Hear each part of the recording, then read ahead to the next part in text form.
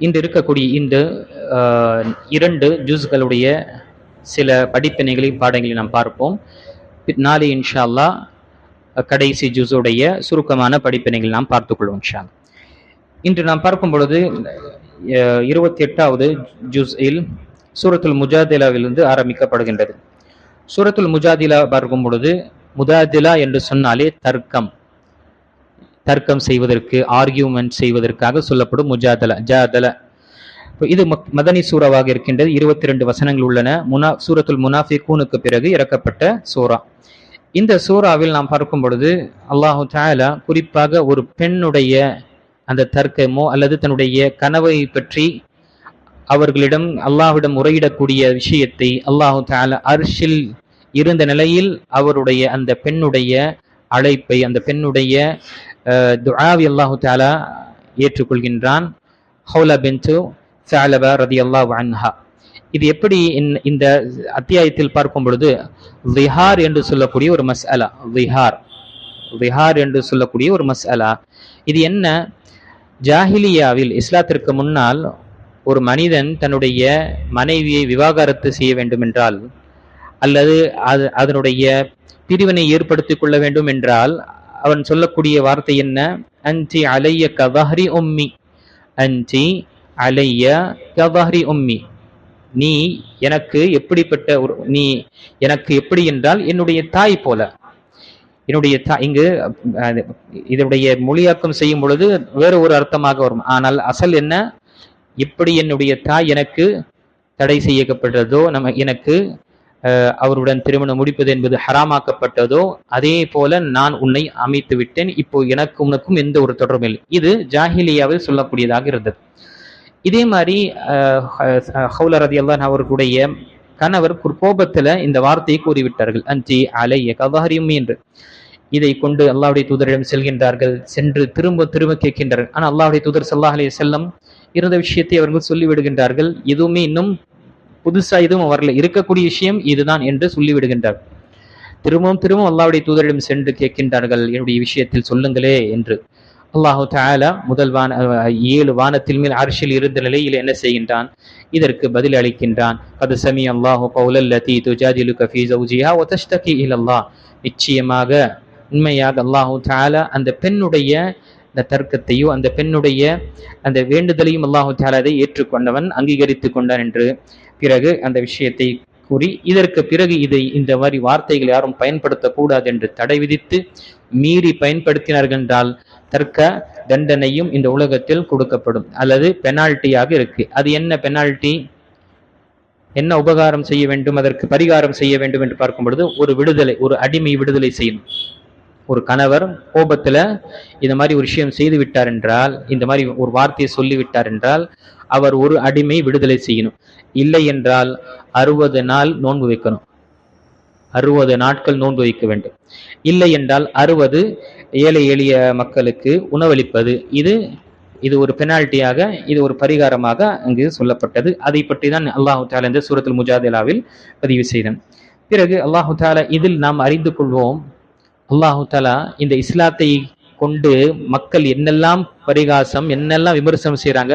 பெண்களுக்கு விடுதலை கிடையாது, பெண்களை அடிமைத்தனத்தில் நீங்க ஹிஜாபுடைய விஷயங்களை நீங்க உள்ள அடைச்சி வைக்கிறீங்க, அவங்களுக்கு என்று எந்த ஒரு அத்தாரிட்டி என்ற இல்லை என்று எத்தனையோ வெஸ்டர்ன் கல்ச்சருடைய விஷயம் பார்க்கும் பொழுது இஸ்லாம் ஹோமியா என்ற விஷயத்துல இந்த இஸ்லாத்தை பற்றி அவதூறாக சொல்லக்கூடியதாக இருக்குது. இங்கு அல்லாஹு தஆலா ஒரு பெண்ணுடைய அவங்களுடைய அந்த சுப்ஹானல்லாஹ் அலறலையோ அல்லது அவர்களுடைய அந்த உணர்வையும் அல்லாஹு தஆலா புரிந்து கொண்டு வசனத்தை இறக்கி இருக்கின்றார் என்றால் இந்த மார்க்கம் எவ்வளவு ஒரு பெண்ணுக்கு கண்ணியப்படுத்துகின்றது என்று நாம் அறிவோம். அதனால தான் திரும்ப சொல்வது, கண்ணியத்துக்குரிய தாய்மார்களே, சகோதரிகளே, என்னுடைய மாணவிகளே, இந்த இஸ்லாத்தை கொண்டுதான் உங்களுக்கு கண்ணியம் உள்ளது, இந்த இஸ்லாத்தை கொண்டுதான் உங்களுக்கு பாதுகாப்பும் உள்ளது. எந்த ஒரு பெண் இஸ்லாத்தை விட்டு வேறு இடத்தில் கண்ணியத்தை தேட செல்கின்றார்களோ அல்லது தன்னை பாதுகாத்துக் கொள்ள வேண்டும் என்று செய்கின்றாரோ அங்கு அவளுக்கு கிடைப்பதை இழிவுதான் அதே போல அழிவுதான் இருக்கு. ஆக இந்த விஷயத்தை நாம் நினைவு கொள்ள வேண்டும். பிறகு அல்லாஹு தஆலா முஃமின்களுடைய சில ஆதாபங்களை கற்றுக் கொடுக்கின்றான். ரகசியமாக பேசும் பொழுது நல்ல விஷயங்களுக்கு நீங்க ரகசியமாக பேசிக்கொள்ளலாம், நன்மையான காரியத்தில் பேசிக்கொள்ளலாம். பாவங்களுக்கு செய்வதற்கான விஷயத்தை நம்ம என்ன செய்யக்கூடாது, ரகசியமாக பேசக்கூடாது என்று அல்லாஹு தஆலா நமக்கு தடை செய்திருக்கின்றான். ஏனென்றால் அது ஷைத்தானுடைய செயல்களில் ஒன்று. பாவங்களை செய்யும் பொழுது ரகசியமாக பேசிக்கொண்டது செய்வது என்பது என்ன, மக்களுக்கு மத்தியில் ஷைத்தான் என்ன செய்வான், பிரச்சனைகளை கிளப்புவான் என்று தெரியப்படுத்தப்பட்டது. அதற்கு பிறகு அல்லாஹு தஆலா மனிதனுடைய ஒவ்வொரு அமல்களையும் அல்லாஹு தஆலா அறிந்து கொண்டுதான் இருக்கின்றான். அவனுடைய கல்வி எவ்வளவு விசாலமாக இருக்கின்றது, மனிதனுடைய ஒவ்வொரு விஷயத்தையும் அவனுடைய ஒவ்வொரு செயலையும் அறியக்கூடியவனாக இருக்கின்றான். அடியானுடைய அமல்கள் அல்லாஹ் கண்காணித்து கொண்டிருக்கின்றான். அப்போ ஒவ்வொரு முஸ்லீமும் ஒவ்வொரு மனிதனும் ஒவ்வொரு நம்முடைய மக்களும் என்ன, நம்முடைய உள்ளத்தை நாம் கேட்டுக்கொள்ள வேண்டும். அல்லாஹ் என்னை கண்காணித்து கொண்டிருக்கின்றான் என்றால் எந்த அளவு நான் அவனுக்கு கட்டுப்பட்ட ஒரு வாழ்க்கை வாழக்கூடியவனாக இருக்கின்றேன் என்ற உணர்வு நமக்கு இருக்க வேண்டும். அதே போல இந்த அத்தியாயத்தில் முஃமினாக இருக்கக்கூடியவர்கள் அல்லாஹுடைய எதிரிகளாக இருக்கக்கூடியவர்களை எக்காரத்து கொண்டும் அவர்கள் என்ன செய்ய மாட்டார்கள், தோழர்களாக ஆக்கிக் கொள்ள மாட்டார்கள். அவர்களுடைய நெருங்கிய உறவினர்களாக இருந்தாலும் சரி, அவர்கள் அல்லாஹு தஆலாவுடைய எதிரிகளை தன்னுடைய உற்ற ஒரு நேசர்களாகவோ அல்லது நண்பர்களாகவோ அவர்கள் ஆக்கிக் கொள்ள மாட்டார்கள் என்று அல்லாஹு தஆலா தெளிவாக குறிப்பிடுகின்றான். லா தஜிது கௌமன் யுமினூன பில்லாஹி வல் யௌமில் ஆகிர். நபியே, நீங்கள் அல்லாஹ் மீதும் மறுமை நாள் மீதும் ஈமான் கொண்ட அந்த முஃமின்களை நீங்கள் இந்த நிலையில் அடைய மாட்டீர்கள்.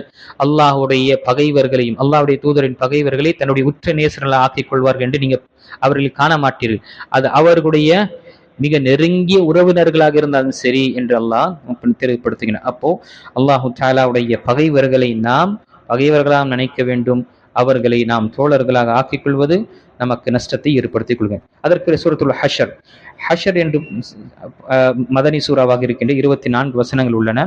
இது சூரத்துல் பையினாவுக்கு பிறகு இறக்கப்பட்ட சூரா. 4வது ஹிஜ்ரியில் உஹதுடைய போருக்கு பிறகு இது இறக்கப்பட்டது. ஹஷர் வெளியேற்றுதல், ஒரு போருக்காக வெளியே வருவதற்காக ஹஷர் என்று சொல்லக்கூடியது. இது இந்த அத்தியாயத்தில் பனு நதீருடைய அந்த அட்டுழியங்களையும் அவர்கள் செய்த அந்த அனாச்சாரங்களையும் பற்றி அல்லாஹு தஆலா பதிவு செய்கின்றார். பனு நதீர் என்பது யூதர்களுடைய கூட்டங்களில் ஒன்று. மதீனாவில் நாம் முன்கூட்டியே தெரியப்படுத்தின மதீனால 3 யூத கூட்டங்கள் இருந்தது. பாருங்க, இஸ்லாமிய ஆட்சி இருந்தும் முஸ்லீம் அல்லாதவர்களுக்கு அவர்களுடைய மார்க்கத்தில் வாழ்வதற்கும் உரிமை, அவங்களுடைய அவங்களுடைய இபாதத்துகளை செய்து கொள்வதற்கும் முழு உரிமை கொடுக்கப்பட்டது. எங்கு இஸ்லாமிய ஆட்சி இருந்தது. அல்லாஹ்வுடைய தூதர் ஸல்லல்லாஹு அலைஹி வஸல்லம் முழு உரிமை கொடுத்தாங்க, நீங்க உங்களுடைய மதத்தில் இருந்து கொள்ளலாம் என்று. ஆனால் இவர்களுக்கு கொடுக்கப்பட்ட வாய்ப்பு, யூதன் எங்கிருந்தாலும் என்ன, அவன் சும்மா இருக்க மாட்டான், கொடாஞ்சிட்டே இருப்பான்.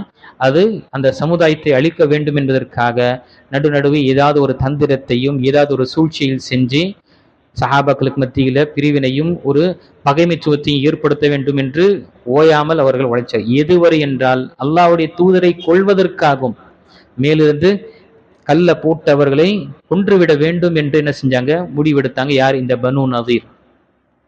அந்த விஷயத்தை தான் அல்லாஹ் தஆலா தெரியப்படுத்துகின்றான். நபி ஸல்லல்லாஹு அலைஹி வஸல்லம் ஒரு விஷயத்தை அவங்களுடைய மத்தியில் தீர்ப்பு செய்வதற்காக செல்லும் பொழுது அவங்க சில முஃமின்களை கொன்று விட்டார்கள். அந்த கொன்றுவிட்ட முஃமின்களுக்கு கிசாஸாக அந்த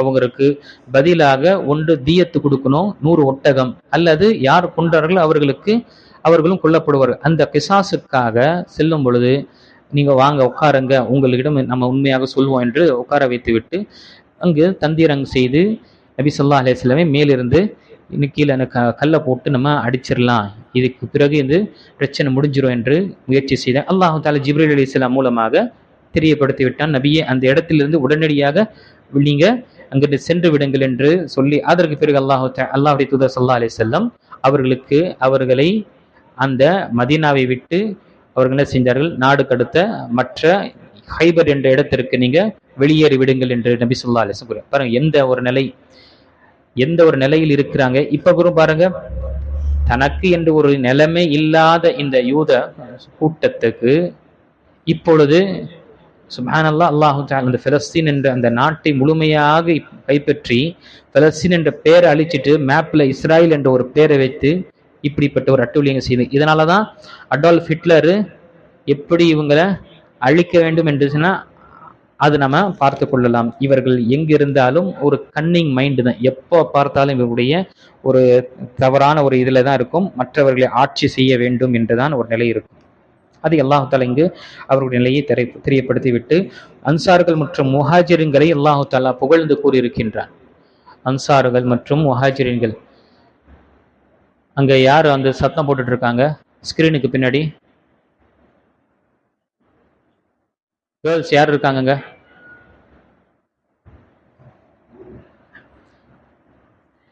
முஹாஜிரின்கள் மற்றும் அன்சாரிகள், இவர்களுக்கு அல்லாஹு தாலா புகழ்ந்து சுப்ஹானல்லாஹ் இவர்கள் எப்படி என்றால் ஒருவருக்கு ஒரு நேசிக்கக்கூடியவர்களாக இருக்கின்றார்கள் என்று குறிப்பிட்டு விட்டு அவங்களுடைய உள்ளத்துல எந்த ஒரு குரோதமும் எந்த ஒரு அந்த களங்கமும் ஒரு சகோதரனுக்கு இல்லை என்று குறிப்பிட்டு விட்டு அதற்கு பிறகு நமக்கு அல்லாஹு தாலா ஒரு சொல்லக்கூடிய துஆ, அது ஒட்டுமொத்த முஸ்லிம்களுக்கும் ஒட்டுமொத்த முஸ்லிமாக்களுக்கும் என்ன சொல்லக்கூடிய விஷயம், சஹாபாக்களை பற்றி நம்முடைய உள்ளத்துல ஒரு கொஞ்சம் சிறு அணு அளவும் என்ன வைக்கக்கூடாது, குரோதமோ அல்லது விரோதமோ அல்லது கசடுத்தன்மையோ அல்லது அவர்களை பற்றி ஒரு தவறான ஒரு எண்ணத்தை வைக்கக்கூடாது என்று அல்லாஹு தஆலா நமக்கு வசனத்தை இறக்கி அவர்களிடம் எப்படி அவர்களுக்காக என்ன துவா கேட்க வேண்டும் அதையும் அல்லாஹு தஆலா நமக்கு கற்றுத்தருகின்றான்.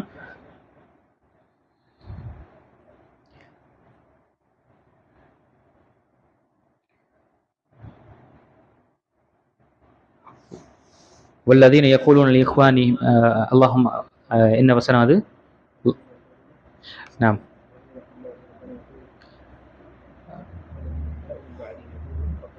ربنا اغفر لنا ولإخواننا الذين سبقونا بالإيمان ولا تجعل في قلوبنا غلا للذين آمنوا ربنا إنك رؤوف رحيم. يا الله, எங்களுடைய முந்திய கடந்தவர்கள், எங்களுக்கு முன்னால் கடந்தவர்களையும் நீ மன்னிப்பாயாக, எங்களை மன்னிப்பாயாக, எங்களுக்கு முன்னால் கடந்தவர்களையும் மன்னிப்பாயாக. நமக்கு கற்றுத்தரக்கூடிய துவா பாருங்க, எங்களுடைய சகோதரர்கள் முன்னால் கடந்த சகோதரர்களை மன்னிப்பாயாக, அவர்களை பற்றிய எங்களுடைய உள்ளத்தில் ஒரு சிறிதளவும் என்ன ஒரு குரோதத்தையும் ஒரு பகைமையும் அவர்களை பற்றி தவறான ஒரு எண்ணத்தையும் நீ ஏற்படுத்தி விடாத என்று துஆவை கேளுங்கள் என்று அல்லாஹு தஆலா முஸ்லிம்களுக்கு குறிப்பிடுகின்றான். ஆக இது நாம் நனவு கொள்ள வேண்டும். ஒரு மனிதன் அல்லாஹ்வுடைய சஹாபாக்களுடைய விஷயத்தில் ஒரு தன்னுடைய உள்ளத்துல ஒரு விதமான ஒரு கலங்கத்தையோ அல்லது ஒரு கசடுத்தன்மை வைக்கின்றான் என்றால் அந்த மனிதன் அல்லாஹ் பாதுகாக்க வேண்டும், பாவ மன்னிப்பு தேடிக்கொள்ள வேண்டும். மனிதன் அவர்கள் முன்னால் சென்றவர்கள் செய்த விஷயங்களை மன்னிப்பது தானே சொல்லப்பட்டது. நம்முடைய சகோதரி யாராவது வஃபாத் ஆயிட்டாங்க, வஃபாத் ஆயிட்டு பிறகு அவங்களை பற்றி விமர்சனம் செய்வோமா? செய்ய மாட்டோம். அவர்களுடைய தவறு தெரிந்திருந்தாலும் அது அல்லாஹ்வுக்கு பக்கம் இருக்குன்னு நம்ம ஒப்படைத்து விடுவோம். ஆனால் அவர்களுடைய நன்மையான விஷயங்களை பற்றி நினைவு கொள்வோம், இல்லைன்னா மௌனமாக இருப்போம்.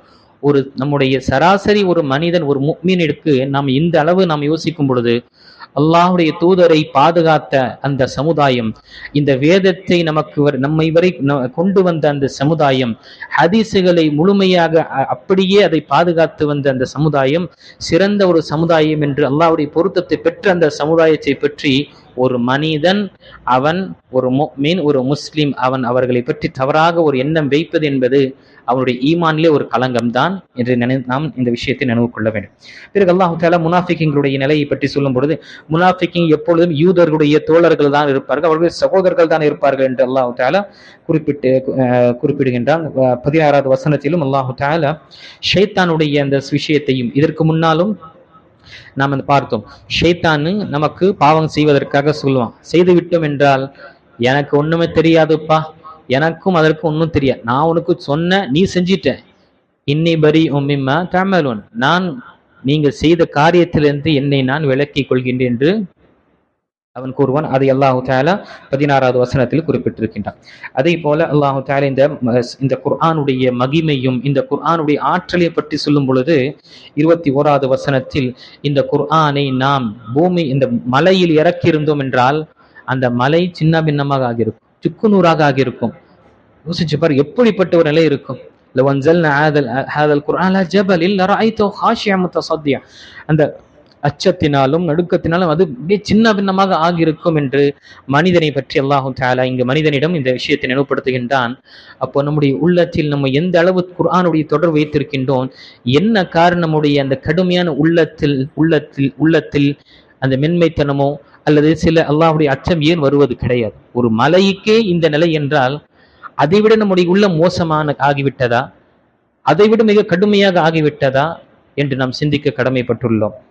அதை அல்லாஹு தஆலா கடைசியிலே 18வது வசனத்தில் அல்லாஹு தஆலா நமக்கு ஒவ்வொரு மனிதரும் நாளைக்கு என்ன முற்படுத்தினான் என்ற விஷயத்தை நினைவு கொள்ளுங்கள். யா அய்யுல்லதீன ஆமனு தகுல்லாஹ் ஹக்க துகா யா அய்யுல்லதீன ஆமனு தகுல்லாஹ் வல்தன்துர் நஃப்சும் யா அய்யுஹல்லதீன ஆமனு தகுல்லாஹ் வல்தன்துர் நஃப்சும் மா கத்தமத் லிகத். ஈமான் கொண்டோர்களே, அல்லாஹ்வை அஞ்சிக் கொள்ளுங்கள். நாளை என்ன முற்படுத்தினீங்க? அரபி மொழி தெரிஞ்சவங்க கதன் என்று சொன்னால் என்ன? டுமாரோவுக்கு சொல்ல முடியும், நாளைக்கு சொல்வது. ஏன் அல்லாஹு தஆலா கியாமத்தை இங்கு நாளை என்று கூறினான்? 2 விஷயங்கள். ஒன்று, எப்படி இன்று நாம் அடைந்தோமோ நாளை வரும் என்று உறுதி இருக்கின்றதோ, நாம் அடைவோமா இல்லையா தெரியாது, ஆனால் நாளை என்ற அந்த இன்னைக்கு நம்ம அடைஞ்சோம், டுடே நம்ம அடைஞ்சினோம், இன்று நாளை என்று வரும் என்ற உறுதி இருக்கோ, அதே போலதான் இந்த உலகம் இம்மை என்று வந்துவிட்டது என்றால் மறுமை என்று உறுதியானது என்று நமக்கு நினைவுபடுத்துவதற்காகும். இரண்டாவது, இந்த நாளை நாம் இப்போ இருக்கக்கூடிய இந்த நாளை நாம் அடைந்து விட்டோம் என்றால் எவ்வளவு அடுத்த நாள் நெருக்கமாக இருக்கின்றதோ அதே போலதான் இம்மையுடன் மறுமை ரொம்ப நெருக்கமாக இருக்கின்றது. ஆக அந்த மறுமையுடைய வாழ்க்கைக்காக என்ன முற்படுத்தினீர்கள் என்று கேட்டு நாம ஒவ்வொருவரும் சிந்திக்க கடமைப்பட்டுள்ளோம். கண்டிப்பாக மறுமையில் மனிதன் தனிமையில் அவன் பயணம் செல்லக்கூடியதாக இருக்க. இந்த உலகத்துல நாம பயணிக்கும் பொழுது தனியாக செல்வதே கொஞ்சம் சிரமமாக தான் இருக்கும். ஆனா அந்த பயணம் மிக நீண்ட பயணம். அதில் எந்த ஒரு விஷயத்தை நாம் கொண்டு செல்ல முடியாது. வெறும் நன்மையான அமல்கள் மட்டும்தான் நமக்கு பிரயோஜனமாக இருக்கும். மனிதன் கொண்டு செல்லும் பொழுது நன்மையான அமலும் பாவத்தை தான் கொண்டு செல்வான். நன்மை அதிகமாக இருந்தால் அல்லாஹ்வுடைய கிருபையினால் அவனுக்கு மன்னிப்பு கிடைக்கும். பாவம் இருந்தால் அல்லாஹ் பாதுகாக்க வேண்டும். அல்லாஹ் நாடினால் அவனை மன்னிப்பான். ஈமான் இருந்ததென்றால் இல்லை என்றால் அவனுக்கு தண்டனை என்பது உறுதியாக இருக்கின்றது. ஆக அந்த ஹதீஸ் இப்னு முஸ்னத் அஹ்மதில் வரக்கூடிய நீண்ட ஹதீஸுல் பரா என்று சொல்லும், கபரில் ஏற்படக்கூடிய அந்த சோதனைகளும் கேள்விகளையும் அதில் பற்றி சொல்லும் பொழுது அங்கு நிறைய விஷயங்கள் சொல்லப்பட்டிருக்கின்றது. இங்கு சுருக்கமாக நாம மறுமைக்காக நான் என்ன முற்படுத்தினோம், நாம தொழக்கூடிய தொழுகை, நாம் வைக்கக்கூடிய நோன்புகள், நாம் தொழக்கூடிய இந்த தஹஜ்ஜுடைய தொழுகையாக இருக்கட்டும், கியாமுல் லைலாக இருக்கட்டும், தானம் தரும், இதெல்லாம் நாம் செய்கின்றோம், முற்படுத்துகின்றோம். அதனால்தான் உருது மொழியில அவர் சொல்லுவாங்க, நெக்கிக்கர் சமந்தர்மே டால், நல்ல அமல் செஞ்சுட்டு கடல்ல போட்டுரு, கணக்கெல்லாம் வச்சுக்காது. அல்லாஹ் தஆலாவிடம் கரெக்டா அதுக்கு உனக்கு கணக்கச்சிதமா கொடுக்கப்படும், அணு அளவு இருந்தாலும் சரி. பதீக்கர் பல்லுமே பாந்து, பாவம் செஞ்சனா நீ முடிச்சு போட்டு வச்சுக்கோ. அந்த காலத்துல நமக்கு நம்முடைய உமா அப்பா அல்லது நம்முடைய பெற்றோர்கள் பார்க்கும் பொழுது அவங்க சில ஏதாவது ஒரு காரியத்தை நினைவு கொள்ள வேண்டும் என்றால் தன்னுடைய கைக்குட்டல முடிச்சு போட்டுப்பாங்க. தந்தையாக இருந்த அல்லது பாட்டி இருக்கும் பொழுது அவங்க தன்னுடைய புடவையிலையோ அல்லது அவங்களுடைய ஷால்வாலையோ என்ன செஞ்சாங்க, முடிச்சு போட்டு என்ன நினைவு கொள்வதற்காக. அப்போ பாவம் செய்தார் என்றால் அதை நினைவுகொள். ஏன் பாவம் மன்னிப்பு தேடணும்? அதை தேடாம நீ சென்றாத. நன்மை செஞ்சனா அதை எண்ணிக்கிட்டு நான் இவ்வளவு உபகரணம் செஞ்சுட்டேன் என்று நினைக்காத.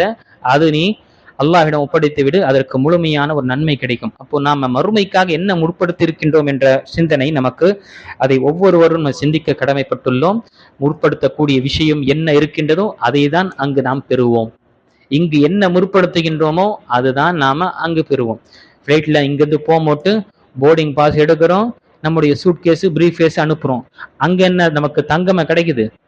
அதேதான் எடுக்க. அதுதான் ஒரு இங்க பயணம் புரிந்து கொள்வதற்காக இந்த உலகத்தை விட்டு சென்ற பிறகு என்ன முற்படுத்தி இருக்கிறோமோ அந்த லக்கேஜ் அங்க நம்ம அடைவோம்.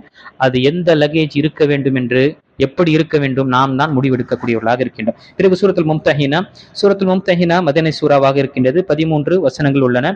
இந்த சூறாவுக்கு 3 பெயர்கள் உள்ளது. ஒன்று சூரத்துல் மும்தஹினா, இரண்டாவது சூரத்துல் இம்திஹான், மூன்றாவது சூரத்துல் மவத்தா என்று சொல்லப்படக்கூடியதாக இருக்கின்றது. இது அகல் போருக்கு பிறகு, பேட்டில் ஆஃப் ட்ரென்ச்சுக்கு பிறகு இறக்கப்பட்ட சூரத்துல் அஹ்ஸாபுக்கு பிறகு இறக்கப்பட்ட அத்தியாயமாக இருக்கின்றது.